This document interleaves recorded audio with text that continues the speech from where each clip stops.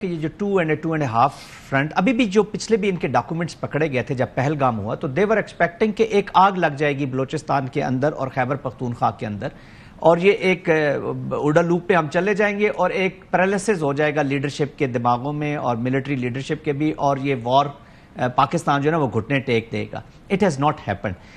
جہاں تک یہ تعلق ہے آپ جو بات کر رہے ہیں پاکستان میں اگین ریپیٹ کر رہا ہوں کہ پاکستان نے اسی سیناریو کو وار گیم کر کے اپنے آپ کو بالکل بیلنس رکھا ہوا ہے. جی پاکستان کے پاس کیپیسٹی بھی ہے اس کو ڈیل کرنے کی, پاکستان کا کیپیبلٹی بھی ہے.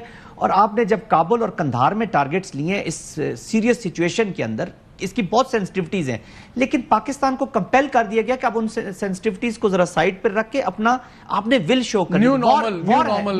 وار ہے کیا مالک صاحب؟ وار یہ ہوتی ہے کہ either you maintain the deterrence, اور اگر آپ سے ڈیٹرنس چھن جائے جو بھی چھین رہا ہو you have to regain deterrence. آپ نے 26 جو ٹارگٹس لیے انڈیا کے اندر, آپ کو پتا ہے کہ کتنا پریشر تھا پاکستان کے اوپر. ایون بگ کنٹریز ور آسکنگ پاکستان کے ان کو فیس سیونگ تھوڑی سی دے دو یار. آپ نے یہی پلوامہ میں بھی ہوا کہ جہاز گرا لیا ہے, پائلٹ آپ کے پاس ہے, ایک آدھ میزائل ان کو, تو پاکستان نے کہا یہ 2 کریں گے تو ہم 4 کریں گے.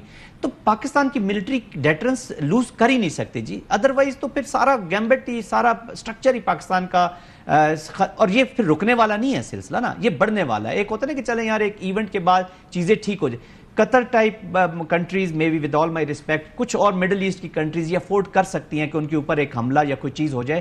پاکستان جس ریجن میں ہے اور جو کانٹیکسٹ ہے ہمارا سیکیورٹی کا, وی کانٹ افورڈ کہ ہم ایک بلٹ کو بھی رسپونڈ نہ کریں. تو it is not going to happen like this. اور پاکستان بیلنس, ہمارا اکنامک مسل بھی بہت اسٹرانگ ہے اس سینس میں کہ وہ جڑے ہوئے ہمارے ساتھ, ان کی ٹریڈ ٹرانزٹ میں اگر ہم کریں ہمیں بھی نقصان ہے. سو میں اس لیے آپ یہ کہہ رہے ہیں کہ یہ جو اکنامک ان کی مجبوری ہے پاکستان کے ساتھ, اور پاکستان کا ملٹری مسل جو ہے آپشن نہیں ہے ایگریمنٹ نہ ہونا.